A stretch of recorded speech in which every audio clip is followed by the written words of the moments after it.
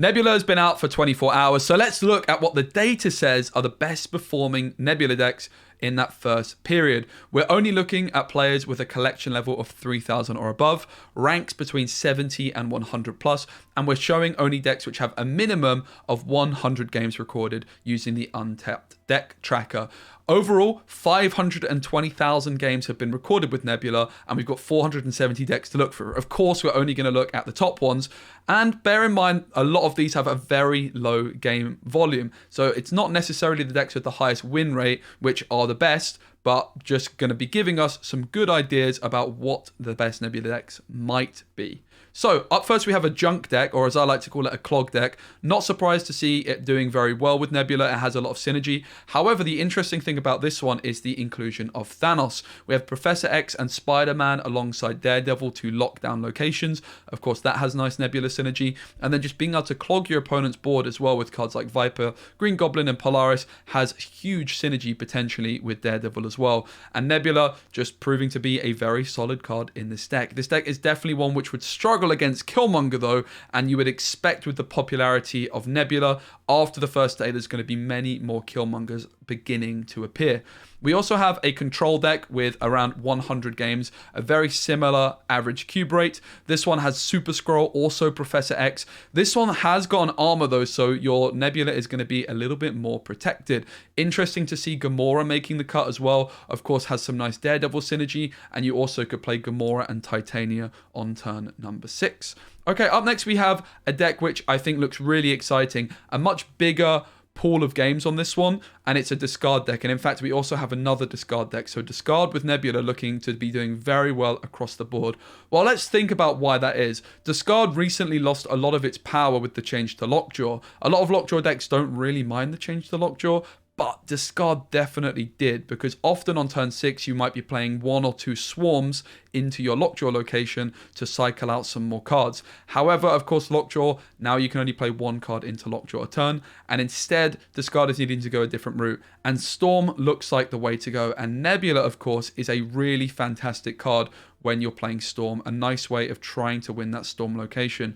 There's no armor in this one, so armor is something that you could consider replacing the Wolverine or the Jeff for. Also, Sunspot has historically been quite an okay card in discard as well, but boasting a very high win rate at 63% and a very high average cube rate as well. The other deck here looks incredibly similar. The subtle difference is this one has no Storm, so it looks like you can go with Storm or without Storm, but it looks like Nebula is performing very well in discard decks, and that makes a lot of sense. Just that early card to play on turn 1 to give that deck a little bit more oomph. We have another discard deck down here as well, which also has Storm. The key difference in this one, and I love this concept, is using Mystique. The Mystique is just targeted at the Morbius. Of course, discard decks already want to be playing Chavez. That's got a nice bit of synergy with both Nebula and Storm to improve the consistency. So it definitely looks like discard is a really nice way to go. We have another kind of clog deck here with Nebula, Luke Cage, and Hazmat performing very well also. Of course, the more clog cards you have, the less cards your opponent is going to be able to play into the Nebula location. And what I like about this one as well is it also has the inclusion of Storm. Of course, you've then got the Luke Cage with the Typhoid Mary, Spider-Man to lock down some locations, and Spider-Woman as that big finisher as well. Looks like a pretty exciting deck. We have another deck here which is quite different to the ones we've seen. This one is using Sauron, which, as you can see, is actually a card I do not own. Pretty high games at 320, and it looks like it's performing pretty well. The idea of this one then is that you can Moon Girl your She-Hulk, skip turn 5, and then play a couple of She-Hulks, maybe a couple of Ebony Moors and a Titania. Your Nebula and your Sunspot can be protected by your armor nice and early on, and it does look like a very interesting deck indeed. Now, this next one is one that we absolutely have to talk about, and I do want to draw attention to the games played with this one. 1,500. This is a deck doing the rounds I've seen on Twitter.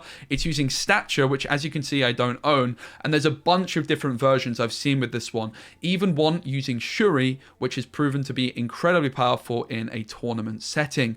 This is a very nice deck. Nebula doesn't have any synergy in particular with this one. It's just a good card, and I think this is where Nebula is going to prove to maybe be a little bit too powerful and might end up getting nerfed. It's just a good card you can put into a deck which just puts out good points. And Stature Black Bot has proven to be a very popular combo. We can see another list here looking very, very similar. At first glance, the only difference I can see is that there's a Nightcrawler in here instead of Jeff. So if you don't own Jeff, just slap Nightcrawler in and you're going to be good to go. The Miles also making a pretty big comeback with cards like Polaris, Jeff, and Nightcrawler. Your Miles is going to be a very cheap card to play down on the last turn alongside your Stature, and you can just end up putting a bunch of points down on the final turn, which means even if your win rate isn't that high, you're going to be able to get a lot of big 8-cube victories to surprise your opponent.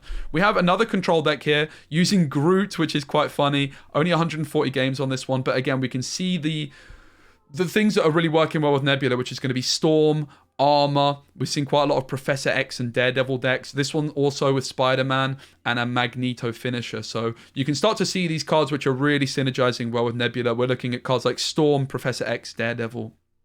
We have another similar looking list with Sauron, but this is just a classic Shuri deck. This is a deck which I did, in fact, suggest on my video with the best Nebula decks. It's boasting a pretty high win rate, pretty high average cube rate. Nebula basically just replacing Sunspot in this one. I think you could actually make a case to include Sunspot in this one, and I would probably remove the Shang-Chi. I'm also not a huge believer in Typhoid Mary either. Maybe just, I would personally be putting Sunspot in place of Shang-Chi, and I would be putting Vision or Captain Marvel. Personally, I prefer Captain Marvel in place of Typhoid Mary. And next we have an Electro Ramp deck, another deck which I suggested Nebula fitting in very well to. Again, I don't love the build with this one. Go back to my best decks for Nebula to see my exact list. This deck needs Chavez. This deck, Jeff, is a mistake. Lizard is lackluster. You can definitely play like Sunspot or Ebony more in this one, but you definitely want to be having Zola and Chavez, and you can again check my version of this deck. But we can see that Electro Ramp is performing pretty well, and Nebula, again, just a great addition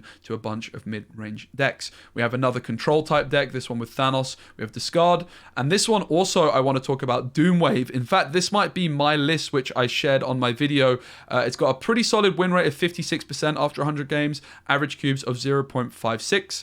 Sunspot, Armor, Nebula is a really nice package. You've got the Storm and the Goose, which have nice synergy with Nebula, and then that Wave on turn number 5. Doctor Doom and She-Hulk, or Arrow and She-Hulk on turn 6 is going to be very popular and powerful. A very similar looking list here. The only difference is there's an Iceman here in place of the Lizard, which again seems like a really great change. Very, very similar win rates and average cube rates. We've got another list here with a Jeff and a Mr. Fantastic and Scorpion. This one without the Goose and without the Storm. I'm not too surprised to see this one performing slightly worse than the ones above. I think Storm and Goose are just really nice options to have. We're just going to keep scrolling through these. We've got a lot of similarities with the Daredevil, with the Storm. Another Electro Ramp list with a very high win rate, but not the highest average cube rate, but a very solid deck. 63% win rate is quite impressive. As we just scroll through these and see if there's anything else that catches our eyes, we can start to really see the styles of decks which are performing well with Nebula. Let's take a quick look then at just the games with the highest win rate after 100 games, because we can then start to see, you know, a few different decks maybe and get a better idea of which ones are performing really well, because on day one there's going to be a lot of surprise value. 64% win rate for this Stature list, really very impressive. The Junk deck is performing really well with Thanos. I would, however, expect this one again to fall off when Killmonger begins to enter the meta more. Sandman looking really solid. Discard looking good. We've got another Sandman deck. And we've also got this Luke Cage control deck looking quite popular as well. So overall, we get a good idea of the best decks for Nebula on day one. We're looking at classic decks like Shuri and Sandman performing quite well with Nebula just slotting in there. We've got the rise of these Stature decks, which is something I'm going to be covering on a video in the next day or two. I just need to get the card myself before I can do that. We're seeing some Junk decks do quite well, but also moreover these control type decks with Daredevil, Spider-Man, and Professor X. And Discard also looking like a really nice fit for Nebula, particularly with that Storm. You can win the Discard lane, the Storm lane, with Dracula, with Morbius, and I actually really love the idea of in this one of playing Mystique, so I'm going to be revisiting Discard in the next couple of days as well, feeling quite inspired by these lists. Hope you enjoyed the video, hope you guys are enjoying Nebula, and get your Killmongers at the ready, get your armors at the ready, because I think Nebula is here to stay. She's an incredibly powerful card. As I predicted before her release, I do still anticipate her to be getting nerfed in the next couple months. I think she would be more fair at 1 energy and 0 power. Give the video a like, and see you on the next one. Bye.